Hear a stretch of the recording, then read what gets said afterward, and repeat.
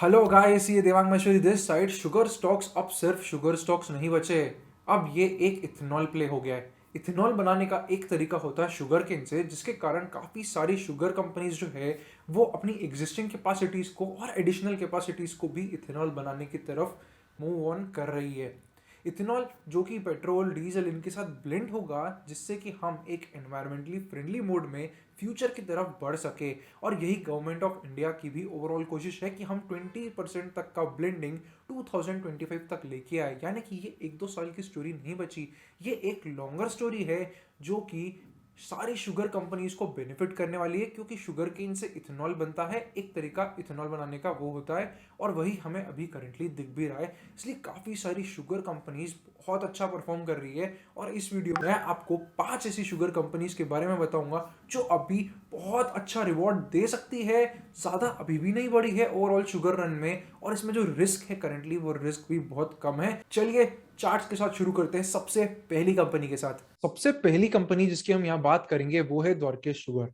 सबसे पहले हम देखते हैं इसका मंथली चार्ट कि क्या हो रहा है वाइडर टाइम फ्रेम पे, और क्या आगे की अपॉर्चुनिटी हो सकती है इस पर्टिकुलर स्टॉक में। तो अभी अगर आप ये चार्ट देख रहे हैं तो आपको यहाँ पे एक चीज दिखेगा कि ये 2017 का ओवरऑल हाई था, अराउंड 79 रुपीज का, जहां से स्टॉक जो करेक्ट होना चालू हुआ तो वो कोरोना वायरस क्रैश में जाकर अपना बॉटम बनाया, जो कि 13 रुपए का हो गया था। यानी कि आप देख रहे हैं तो 80% तक का ओवरऑल टॉप से स्टॉक इरोड हो गया। उसके बाद वापस से 1.5 2 साल निकल गए और अब जाके ये स्टॉक एक नए हाई की तरफ बढ़ा है। उन 13 रुपए से वापस से 81 रुपीज तक पहुंचा। 6 गुना पिछले 1.5 साल में ऑलरेडी हो गया है। तो यहाँ पे हमको इस जो पुराने हाईज थे इसका एक बहुत ही अच्छा ब्रेकआउट मिला। ब्रेकआउट के पहले काफी सारे इंडिकेशंस भी थे। यहाँ पे आपको एक टाइटनिंग दिख रही है, यही वोलेटिलिटी कॉन्ट्रैक्शन होता है। हम जाते हैं वीकली चार्ट पे। अगर आप वीकली चार्ट पे देख रहे हैं तो यहाँ एक काफी अच्छा ओवरऑल कॉन्ट्रैक्शन देखने को मिला इस तरीके से, और यहाँ पे एक फाइनल ब्रेकआउट हुआ। एंड आप इस ब्रेकआउट पे वॉल्यूम्स देखिए, वॉल्यूम्स काफी अच्छी रही है, काफी स्ट्रांग रही है। एवरेज की अराउंड 3 गुना वॉल्यूम्स रही है। ये स्टॉक काफी अच्छे रिटर्न्स आने वाले टाइम में दे सकता है।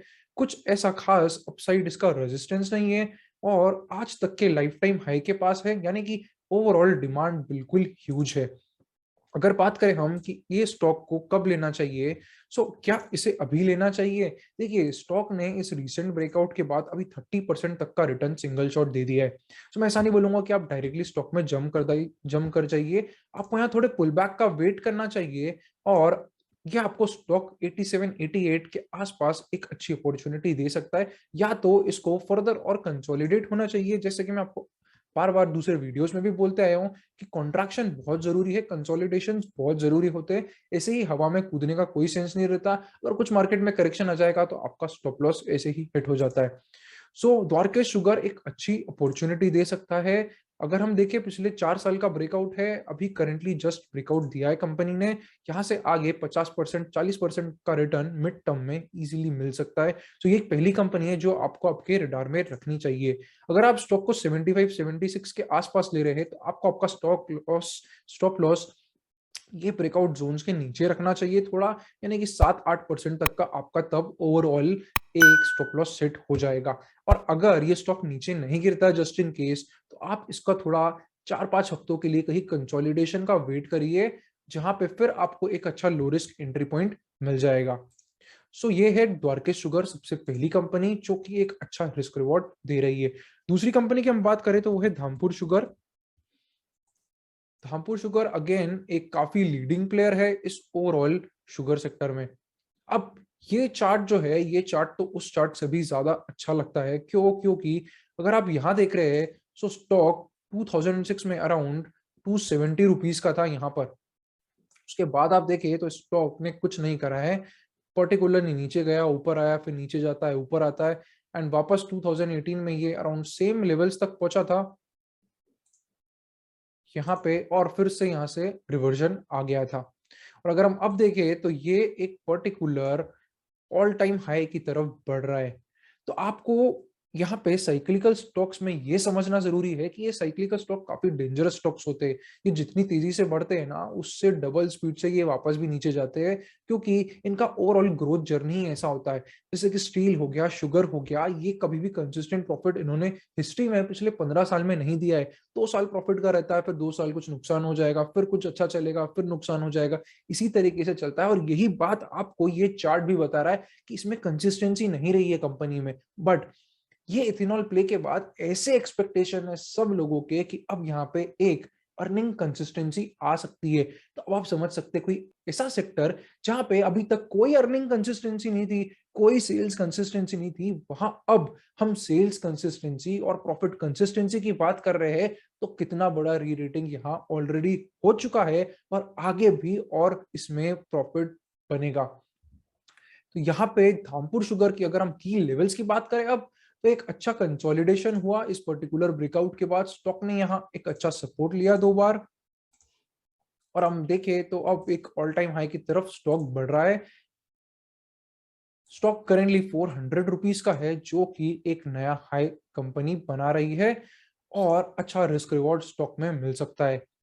की लेवल्स की बात करें अगर इसमें, तो अभी स्टॉक ने सिंगल साइड एक अच्छी रैली दी है, जैसे कि हमने दूसरे स्टॉक में भी देखा था। द्वारकेश शुगर में 29-30% की रैली उस स्टॉक ने दे दी ब्रेकआउट्स के बाद। तो यहाँ पे भी हम अगर ये पर्टिकुलर ट्रेंड लाइन देखें, तो इसका ब्रेकआउट यहाँ पे हो गया था, और एक 27% का रैली ऑलरेडी आ चुका है। क्या स्टॉक में अभी डायरेक्टली आपको घुसना चाहिए? नहीं। देखिए, जब भी कुछ एकदम रनअप ऐसा आता है एक ब्रेकआउट के बाद, तो वहां पे आपको हमेशा थोड़ी पीसफुल तरीके से माइंड को समझाना पड़ेगा कि भैया थोड़ा आप कंसोलिडेशन का वेट करें, क्योंकि प्रॉफिट बुकिंग आती ही आती है। अब समझिए, किसी ने अगर 310 में लिया है, कोई short term mid term trader है, तो यहाँ प्रॉफिट कर देगा 387 पे, वो यहाँ पे थोड़ा और प्रॉफिट बुक कर सकता है। सो वो प्रॉफिट बुकिंग कितने लेवल से आएगी, क्या वो 400 होगा, 410, ये तो मुझे भी नहीं पता। बट इतना जरूर पता है, जब 25-30% कोई चीज बढ़ जाए, तो आपको थोड़े पुल बैक्स का वेट करना चाहिए, कि या तो कोई पुल बैक आए, आपको लो एंट्री प्राइस मिले, या फिर दूसरी चीज स्टॉक थोड़े टाइम यहाँ पे कंसोलिडेट हो, और ये जो रन है इस रन को डाइजेस्ट कर ले ढंग से। तो ये दो चीज आपको यहाँ पे ध्यान रखनी है, और फिर स्टॉक में एक अच्छा ट्रेड आप बना सकते हैं यहाँ पे। थर्ड स्टॉक की अगर हम बात करें, तो थर्ड स्टॉक जो है वो है कोठारी शुगर। अब ये एक ऐसी छोटी कंपनी है जो कि बहुत बहुत बड़ा ब्रेकआउट दे रही है। तो यहाँ पे आप देखिए, ये एक पर्टिकुलर ऐसा लेवल है जो कि 2004 में कंपनी थी अराउंड 43-44 रुपीज के आसपास की, और अब जाके ये कंपनी वापस से उसी जगह पहुंच रही है। सिर्फ पहुंचने से कुछ नहीं होता कि उसके आसपास है तो कुछ अच्छा हो जाएगा। जो इंपॉर्टेंट चीज होती है वो होती है ये वॉल्यूम क्यूज। ये वॉल्यूम एक्टिविटी देखिए आप कितने टाइम बाद जाके बढ़ रही है, यानी कि हमें 2005-6 के बाद इस स्टॉक में इतना इंटरेस्ट कभी दिखा ही नहीं, क्योंकि इतनी वॉल्यूम कभी रही नहीं है बीच में। आप ये एरिया देखिए, क्या किसी का इंटरेस्ट रहा इतना ज्यादा जो कंटिन्यूअस अक्यूमुलेशन इस स्टॉक में हो रहा है? नहीं ना। यही चीज बताता है कि अब इस स्टॉक में इंटरेस्ट जाग रहा है। किसका? इंस्टीट्यूशनल प्लेयर्स का, बड़े प्लेयर्स का। और इसलिए ये स्टॉक अभी आपके रडार में होना चाहिए। एक क्लीन ब्रेकआउट जो हमको मिलेगा वो 44 रुपीज के ऊपर मिलेगा। जाते हम डेली चार्ट में, अगर हम डेली चार्ट में जाए और फिर हम देखें क्या हो रहा है इसमें, सो स्टॉक अगेन वही कंसोलिडेट होकर यहाँ पर है। 44 के ऊपर एक क्लीन ब्रेकआउट मिलेगा, और आप जो इसमें स्टॉप लॉस रख सकते हैं वो ये रिसेंट लो को रख सकते हैं। अराउंड 19% तक का इसमें स्टॉप लॉस हो जाएगा। अराउंड 35 रुपीज का टारगेट इसमें बहुत ही अच्छा आएगा, क्योंकि ये बहुत लंबा ब्रेकआउट है। और अगर आप देख रहे हैं इसमें इमीडिएट रेजिस्टेंस जो है वो आपको यहाँ पे दिखेगा अराउंड 140 रुपीज का। सो अगर मैं आपको ऐसा बोलूं कि 140 रुपीज तक पहुंच सकता है, तो शायद आप नहीं मानेंगे, बट टेक्निकल चार्ट्स तो यही बोल रहे हैं कि 140 रुपीज तक पहुंच सकता है अगले 1.5 साल के अंदर। सो ये एक ऐसा स्टॉक है जो आपको रडार में रखना है। हाँ, स्टॉप लॉस जरूर यूज करिएगा, क्योंकि मार्केट अनसर्टन होता है, कुछ भी कभी भी हो सकता है। तो आपको अपने पैसों के लिए, कैपिटल प्रोटेक्शन के लिए स्टॉप लॉस का यूज जरूर रखना है। चलिए अब बात करते हैं फोर्थ स्टॉक की, और फोर्थ स्टॉक जो है वो है आंध्रा शुगर। आंध्रा शुगर भी बहुत इंटरेस्टिंग पॉइंट पे चल रहा है। और अगर आप रिसर्च लैब में ऑलरेडी है, तो हमने आज ही 20 जनवरी को आंध्रा शुगर भी लिया था अराउंड 138 रुपीज पर, और आज ही हमको एक बहुत अच्छा मूवमेंट इस स्टॉक में देखने को मिला। तो अगर आप रिसर्च लैब से नहीं जुड़े हैं, तो आप रिसर्च लैब के बारे में पढ़ सकते हैं। पूरी फुल एक्टिव स्टॉक्स की लिस्ट रहती है, कंप्लीट रियल टाइम अपडेट्स मिलते हैं, एंट्री से रिलेटेड, एग्जिट से रिलेटेड, और साथ में लर्निंग भी होती है। चैंपियनशिप मेंबरशिप में सारा का सारा बिगनर्स से लेकर एडवांस तक। अब हम देखते हैं आंध्रा शुगर में क्या हो रहा है।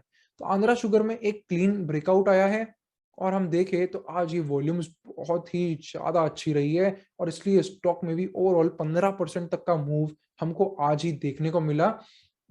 अब आगे स्टॉक में क्या हो सकता है, ये स्टॉक में अगर आप देख रहे हैं तो एक लॉन्गर टर्म आपको 2005 का रेजिस्टेंस ये पर्टिकुलर एरिया में था, फिर हमने रेजिस्टेंस ये एरिया में देखा, और इसीलिए अब ये एक ऐसा एरिया रहेगा। हम अगर यहाँ पे देखें तो ये एक बड़ा रेजिस्टेंस रहा था, जहां पे हमको यहाँ पे रेजिस्टेंस मिला, फिर हमको सेकेंड टाइम यहाँ पे रेजिस्टेंस मिला। तो अब ऐसा है कि अगला जो रेजिस्टेंस मिलेगा हमको वो यहाँ पे मिल सकता है अराउंड 180 190 के लेवल्स पर। तो वो एक इमीडिएट टारगेट जो मैंने ये ट्रेड सोच के लिया था, वो वही सोच के लिया था कि ये 178 180 के आसपास आराम से आ सकता है, और उसके बाद ये स्टॉक में भी एक बड़ा ब्रेकआउट होगा, जो कि अगेन फिर 15-16 साल का ब्रेकआउट ओवरऑल रहेगा। सो वो चीज आपके ध्यान में होनी चाहिए कि उसके बाद ये स्टॉक और ज्यादा रन दे सकता है अगर ये पर्टिकुलर ट्रेंड लाइन को क्रॉस कर देता है। बात करें हम अगले स्टॉक की, तो अगले स्टॉक का नाम है केएम शुगर। अब ये जो चार्ट है ये काफी ज्यादा सिमिलर है किसके जैसा, द्वारकेश शुगर जैसा। तो हम दोनों को पहले साइड में कंपेयर करते हैं। सो ये है आपके साइड में राइट वाली स्क्रीन पे द्वारकेश शुगर, और ये है यहाँ पे हमारे पास के एम शुगर। अब आप देखिए किस तरीके से ये दोनों स्टॉक चले, सेम लेवल अराउंड 2018 पे दोनों ने टॉप मारा, दोनों नीचे आए, बॉटम बनाया।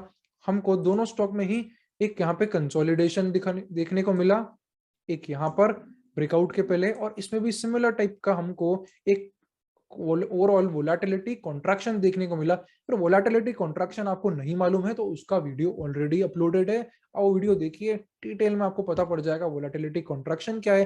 और अगर चैनल को अभी तक आप ओवरऑल सब्सक्राइब नहीं करा है तो वीडियो को लाइक कर दीजिए, सब्सक्राइब भी कर दीजिए, जिससे कि कोई भी मटेरियल आपसे मिस ना हो।